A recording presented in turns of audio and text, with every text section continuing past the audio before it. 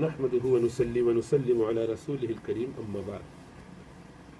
حضرت فرماتے مولانا اشرف علی تھانوی صاحب رحمۃ اللہ علیہ کہ عشق خدا سب سے بڑی دولت، اور عشاق کی تو مجاہدہ دائمی میں یہی شان ہوتی ہے کہ ان کی ساری عمر رونے پیٹنے میں کٹتی ہے، آنکھ اور دل سے ساری عمر رونے پیٹنے میں کٹتی ہے، جس کا سرچشمہ وہی عشق و محبت ہے. اس کو کسی نے کیا خوب کہا ہے، فارسی میں کہتے ہیں یا رب چہ چشمہ ایست محبت کے من ازاں از آن، تو اس کو ملا کے پڑھیں گے، ازاں یہ والی ازاں نہیں، فارسی کا از آن، اس سے. یا رب اے اللہ سبحانہ وتعالیٰ چہ چشمہ ایست محبت، یہ محبت کیسا چشمہ ہے، کیسی ندی ہے، کیسا کیسا کیسا یہ دریا ہے، محبت کا یہ چشمہ کیا چیز ہے. یک قطرہ آب خوردم و دریا گریستم، یہ محبت کا قطرہ میں نے ایک پیا ہے، محبت کے چشمے سے ایک قطرہ پیا. آپ کی محبت ایسی دل میں پیدا ہو گئی کہ آنکھوں سے رو رو کے میں نے دریا بہا دی. یہ عجیب و غریب اللہ کی محبت ہے کہ اس کا ایک قطرہ اگر آدمی پی لے، اس کو واقعتاً اللہ کی سچی محبت مل جائے تو بس وہ روتا جاتا ہے روتا جاتا ہے، آنکھیں اسے دریا وہ بہا دیتا ہے. مولانا قاسم نانوتوی صاحب رحمۃ اللہ علیہ کے بارے میں آتا ہے کہ ان کی جو بلو رنگ کی، لائٹ بلو کلر کی ان کی ایک شرٹ تھی، جو کرتا سا پہنتے تھے، ایک ہی کئی عرصے تک وہی دھول دھو کے پہنتے تھے، لیکن اس پہ آنسوؤں کے دھبے نظر آتے تھے باقاعدہ، اتنا روتے تھے، اتنا گریہ زاری کرتے تھے. ڈاکٹر عبداللہ عارفی صاحب رحمۃ اللہ علیہ، یہ ہمارے کراچی میں مولانا اشرف علی تھانوی صاحب رحمۃ اللہ علیہ کے خلیفہ ہیں. مجھے 2019 میں اللہ نے موقع دیا ان کے اس گھر میں جانے کا جہاں وہ رہے ہمیشہ، ہمارے گھر سے کافی قریب، پرانے جہاں ہم رہتے تھے. ان کے نواسے سے ہماری، ان کے اس وقت بیٹے بھی زندہ تھے لیکن بہت بوڑھے تھے، 90 کے قریب. تو ان کے جو بیٹے تھے، یعنی پوتے، ان سے ہماری تھوڑی دوستی ہوئی ایک واسطے سے، تعلق سے. انہوں نے بڑی شفقت فرمائی اور سارے لوگ مجلس میں تھے، کئی لوگ 25 30 40 لوگ ہوں گے. کھانے کے بعد انہوں نے مجھے سائڈ میں لے جا کے، پتہ نہیں ان کو کیوں خیال آیا، بس آیا اللہ نے کوئی کرم فرمانا، وہ بعضوں کا چوڑے گندوں پہ بھی اللہ کرم فرماتے، تو وہ انہوں نے مجھے کہا کہ آپ ادھر آئیے. میں گیا تو کہیں گے یہ ہمارے دادا کا کمرہ ہے، بس میں آپ کو خاموشی سے وہاں لے جانا چاہتا ہوں، وہاں ان کا کمرہ دکھا دوں اور ان کی وہ چوکی دکھا دوں جس پہ وہ نوافل وغیرہ اپنی پڑھتے تھے، اور آپ دیکھ لیجیے اس کو، پھر آپ کا جو دل چاہے. تو میں کہا کہ اس میں مجھے 2 نفل کی اجازت ہو، تو بالکل میں نے اس پہ 2 نفل پڑھی، وہ کافی جو جائے نماز جیسی ہوتی ہے اس سے بچھی، اس پہ باقاعدہ پتہ چلتا تھا کہ یہ آنسوؤں کے نشان ہیں، آنسوؤں کے دھبے، جہاں انسان کی آنکھیں سجدے میں پڑی ہوں وہاں آنسو ٹپک ٹپ گر رہے ہو. وہ پورا ایک کلر ہے گرے، ایک گرے کلر تھا، باقی سب وائٹ ہوا ہوا آنسوؤں سے، یعنی وہ آنسو کے شیپ باقاعدہ پتہ چلتا کہ یہاں پانی جیسے گرا ہو نمکین سا، اور وہ پھر کئی عرصے تک پڑے ایسا ہو گیا. تو اس طرح بھی اللہ والے روتے ہیں. تو یہ حضرت فرما رہے ہیں کہ عشق ایسی عجیب چیز ہے کہ ایک قطرہ آدمی پیتا ہے اس کا پھر اتنے قطرے نکالتا ہے دریا کے. اور واقعی محبت ایسی عجیب چیز ہے کہ اس کا ایک قطرہ اخیر میں دریا سے بھی بڑھ جاتا ہے. غرض کام کرنا ضروری ٹھہرا مگر اخلاص کے ساتھ. پھر اگر کوئی ملامت کرے یا ریا وغیرہ کا شبہ کرے، پرواہ نہ کرنا چاہیے، کام کرتا رہے، اس کی فکر نہ کرے. یہ ایک اتنے ملفوظ سے متعلق بات ہے. اور وہ یہ تھا کہ بعض لوگ یہ اعتراض کرتے ہیں کہ اکثر اہل علم کو جلد نفع ہو جاتا ہے، جو عالم دین ہوتے ہیں، دین کا انہوں نے پڑھ لیا ہوتا ہے، تو وہ آتے ہیں، آپ کئی سال سے شیخ کے ساتھ وقت گزار رہے ہیں، اصلاح کی کوشش میں لگے ہوئے، عالم دین آتا ہے یوں کر کے یوں نکل جاتا ہے، جلدی سے فاسٹ ٹریک میں اس کا کام بن جاتا ہے، اس کا تزکیہ ہو جاتا ہے، جلدی وہ اللہ کی معرفت حاصل کر لیتا ہے، محبت حاصل کر لیتا ہے. گویا یہ اعتراض کی جاتا ہے کہ مقصود کیسے حاصل ہو جاتا ہے، کہ بغیر کیے ہوئے ہو گیا، ان کو کیسے ہو جاتا ہے اتنی جلدی. تو اس سے فرمایا کہ اس سے آپ یہ سمجھتے ہوں گے کہ بدون مجاہدے کے کام ہو گیا، مجاہدہ نہیں کرنا پڑا، کام ہو گیا، مگر ایسا ہرگز نہیں ہے. وہ جو 10-20 برس تک کتابوں کو سامنے رکھ کر آنکھیں سیکھتے رہے ہیں اور تمام شب اور تمام دن رٹتے رہے ہیں، یہ کیا تھوڑا مجاہدہ ہے؟ وہ کتابوں کے ساتھ جو ان کا تمسک ہوتا ہے، تعلق ہوتا ہے، پڑھ کے کتابیں، اس میں جو مجاہدہ ہوتا ہے، یعنی اب تو ہم جس طرح چاہیں بیٹھے یعنی مدرسے میں پورے بخاری کے درس میں، صحیح ستہ کے درس میں، کسی بھی کلاس میں روزانہ 6 گھنٹے کا سبق ہوتا ہے. پورے سبق میں ایسے بیٹھنا ہوتا ہے. بیچ میں اگر استاد اگلا تشریف لائیں گے یا آپ کو دوسری کلاس میں جانا ہے اس دوران میں چل لی، لیکن اکثر مدرسوں میں جو ہمارے یہاں اسلامی دعویٰ اکیڈمی میں تو وہاں سے استاد آتے ہیں، آپ وہیں بیٹھے رہتے ہیں تو گھٹنے بھول جاتے ہیں، تھکاوٹ بہت ہوتی ہے. اور آخری دنوں میں 2-3 مہینے جب رہ جاتے ہیں تو پھر حضرت والا کی کلاسز ہوتی ہے 6 گھنٹے کی، خالی بخاری کا درس ہوتا ہے تو نان اسٹاپ چلتا ہی رہتا ہے، کبھی کبھی بہت لمبا، جب تک کتاب ختم نہیں ہوگی چلتا رہے گا درس. تو نظام ایک نصاب ہے اس کا، لیکن مجالے کو کوئی اس میں ہلے. اور سونے کا وقت بہت کم ملتا ہے. ظہر کی نماز اور مدرسے کا جو صبح کا سیشن ختم ہوتا ہے 4 سبق ہونے کے بعد تو 11:25 میں تقریباً وہ ختم ہوتا تھا.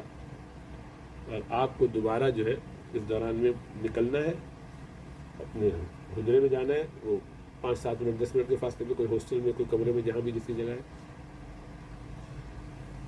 کھانا، استنجا وغیرہ اور وضو کر کے واپس آنا ہے. تقریباً آپ سمجھ لیجیے کہ ظہر کی نماز ہوگی، سردیوں کے دن چل رہے ہوتے تو 12:30 کے قریب ہوتے، تو گھنٹہ ہے آپ کے پاس، گھنٹہ 5 منٹ اوپر ہوگا، 10 منٹ اوپر ہوگا، اس میں سارے کام کرنے ہیں. لیکن چونکہ فجر کی نماز سے ہم اٹھے ہوئے ہیں، اس کے بعد جا کے 1 گھنٹے کے کبھی اگر فجر 6 بجے مثلا ہے تو مدرسہ 8 بجے شروع ہوگا، آپ کو 7:45 بجے پہنچنا ہے. تو اس میں اور جن لوگوں کا وہ قرآن کی تلاوت وغیرہ تو وہ کبھی اور جلدی آنا ہوتا ہے. تو ٹائم اور رات کی مجلس وغیرہ ختم ہوتے ہوتے 11:30-12 بج جاتے ہیں. تو فجر آپ 5 بجے پڑھنے کے لیے اٹھ رہے ہیں. تو جوانی کے جو طلبا ہوتے تھے ہمارے، اس میں تو 24 25 22 سال 23 سال 18 سال یہ عمریں ہوتی، 16 سے شروع کرتے ہیں، 16 17 سے. تو نیند بھی کم، تھکاوٹ بالکل، اور دوبارہ آنا ہے اور سبق میں فوکس بھی چاہیے. تو اس گھنٹے میں جس میں کھانا کھانا دوپہر کا، اکثر لوگ کھانا چھوڑ دیتے تھے اور سو جاتے کہ آدھے گھنٹے کا کچھ نہ کچھ وقت سونے میں گزر جائے. میں خود بھی کرتا، آدھے گھنٹے سوتا تو اس کے بغیر گزارا نہیں ہوگا. پھر اس کے بعد جلدی سے جو جلدی سے ملا کھا لیا، کھانا تو ہو جائے تو اس میں پکتا ہی تھا تو وہ ہمیں بھی مل جاتا تھا، ہم نے وہاں سے انتظام کیا ہوتا تو کمرے میں آ جاتا تھا. لیکن کھاتے ہی بس فوراً بھاگو، کلاس سے آپ لیٹ نہیں ہو سکتے. 1 منٹ لیٹ ہوں گے تو 10 منٹ کھڑے ہونا پڑے گا، اور اگر 10 منٹ ہو گئے پورے تو پھر پورے سبق میں کھڑے رہنا پڑے گا. تو بعض اوقات نیند میں کھڑے کھڑے گرنے کا خطرہ ہوتا ہے. الحمدللہ مجھے نہیں کھڑا ہونا پڑے گا لیکن یہ ہے کہ یہ مسئلہ ہوتا ہے. تو یہ مجاہدہ کر کے دکھائیں. پھر امتحان کے دنوں میں جب دور ہوتا ہے سارا دن وہ بس کھانے نماز کا کچھ وقت فائدہ ادھر کر کے 2 3 4 لوگوں کی ٹیم بن جاتی ہے اور سارا سبق پڑھتے رہتے پورے ہفتے 2 ہفتے تک 3 ہفتے تک رات جاگتے پھر امتحان دیتے. تو جب اتنا مجاہدہ کر لیا ہے کسی مدرسے پہلے تو 10 سال ہوتی تھی، پھر 8 سال ہونے لگے، وقت 6 سالوں میں بھی ہو جاتا ہے. لیکن بہرحال یہ ٹھیک ٹھاک رگڑے کا کام ہے. ہر نماز میں آپ کو نماز سے کم از کم 10 منٹ پہلے پہنچنا ہے. اس میں اپنی 4 سنت، یعنی وضو کر کے آپ آئیں گے 4 سنت، اور اگر آپ کی قضاء عمری ہے تو ایک قضاء عمری بھی پڑھنی ہے اس کے ساتھ. اس سے لیٹ ہوتے جائیں گے تو آپ کا ٹائم نہیں ہوگا. 2 دفعہ لیٹ ہو گئے 2 یا 3 نمازوں میں، ہفتے میں غالباً 3 نمازیں شاید، تو آپ کی وہ جو 2 ہفتے کے بعد چھٹی ہوتی ہے گھر آنے کے لیے وہ نہیں ہوگی. یعنی اب آپ 2 ہفتے کے بعد گھر نہیں آئیں گے، وہیں رہیں گے ہاسٹل میں، 4 ہفتے بعد آئے گی باری. یہ بڑی حالت طلبا کی خراب ہوتی تھی. ہم تو ذرا سینئر اسٹوڈنٹ تھے تو میری اکیلا میں ہی تو میرا استثناء ہے، اس لیے میں نظامات میں حضرت کی طرف سے اس میں فیملی کی وجہ سے. لیکن یہ کہ ہوتا طلب بچے کا سب کا. اسی طرح سال میں 2 مرتبہ فاقہ کرتے تھے. فاقے کا مطلب یہ ہے کہ آج رات کا کھانا کھایا ہے اور 24 گھنٹے تک کھانا نہیں ملے گا، روزہ بھی نہیں رکھ سکتے، صرف کھجور اور پانی وافر جگہ جگہ رکھا ہوا ہے. پورے ہاسٹل میں، مسجد میں، کلاسز میں کھجور رکھے ہوئے ورائٹی کے، اور پانی زمزم یا پانی بھر، اکثر زمزم ہوتا ہے رکھا ہوا. نوجوانوں کو تو بالکل نہیں بھاتا ہوگا تو کھجور نہیں کھانا. کھجور سے کیا ہوتا ہے؟ ہمارے لیے تو 3 4 کھجوروں سے گزارا ہو جاتا تھا، ایک دفعہ سردیوں میں ایک دفعہ گرمی میں. 24 گھنٹے کے بعد یہاں کے بچے یہاں پہ پلے بڑے لوگ اس کے ساتھ اپنا قرآن کا رات میں سنانا الگ ہے. 6 گھنٹے کی کلاس کے بعد 2 گھنٹے کا دور ہوتا تھا.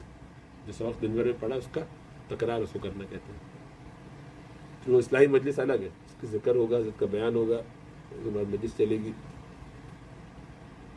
تہجد اپنے الگ.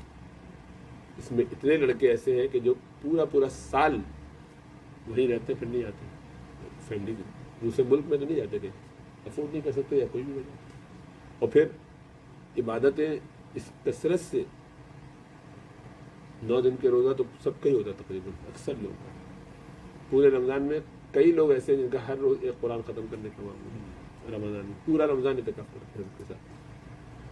تو ایسا مجاہدہ کرنے والا لڑکا 25 سال میں 24 سال میں عالم بنتا ہے, 23 سال میں 24 سال میں 25 سال میں, یہی عمر ہے.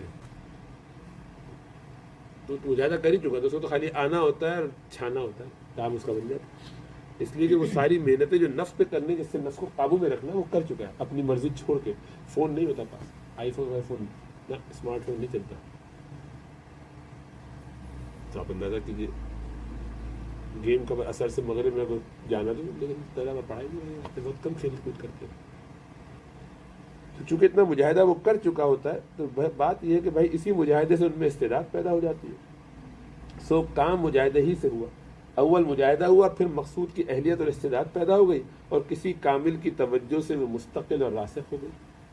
باقی اگر نری توجہ سے کوئی کیفیت پیدا ہو گئی ہوتی تو وہ بھی مستقل نہیں ہوتی, اگر ہو بھی وقتی ہوتی ہے, خالی ایک عارضی ہوگی. جیسے جب تک لحاف میں رہے, گرمی ہے, باہر نکلے وہی ٹھنڈے کے ٹھنڈے, کیونکہ وہ گرمی عارضی بات ہے. اور ایک گرمی انڈے کا حلوہ کھانے سے پیدا ہوتی ہے, سو یہ گرمی مستقل ہے, اندر ہی گرمی پیدا کی جائے. سو نری توجہ کوئی چیز نہیں ہے, بلکہ اصل چیز تربیت ہے. سو اس میں عمل کی تعلیم لازم ہے, اور بدون تربیت و مجاہدے کے انسان قطب اور غوث تو ہو سکتا ہے, مگر مقصود یعنی رضائے خداوندی حاصل نہیں ہوگا. دنیا والے کہتے رہے اس کو, جو بھی کہتے رہے. اور مجاہدہ بھی کوئی معین مدت کا نہیں, بلکہ شرط یہ کہ آدمی ساری عمر اسی ادھیڑ بن میں لگا رہے, اور یہ لگا رہنا ہی بہت بڑی دولت اور نعمت ہے. یہی اصل ہے, بس اسی میں کھپ جائے آدمی. یہی محبت ہے, یہی تعلق ہے, یہی اللہ سبحانہ تعالیٰ کی محبت اور تقویٰ ہے. جتنا پیدا ہوگا اتنا فائدہ پہنچائے گا. اللہ ہمیں سمجھ اور شعور عطا فرمائے. اللہ اپنی محبت دلوں میں پیدا کرے.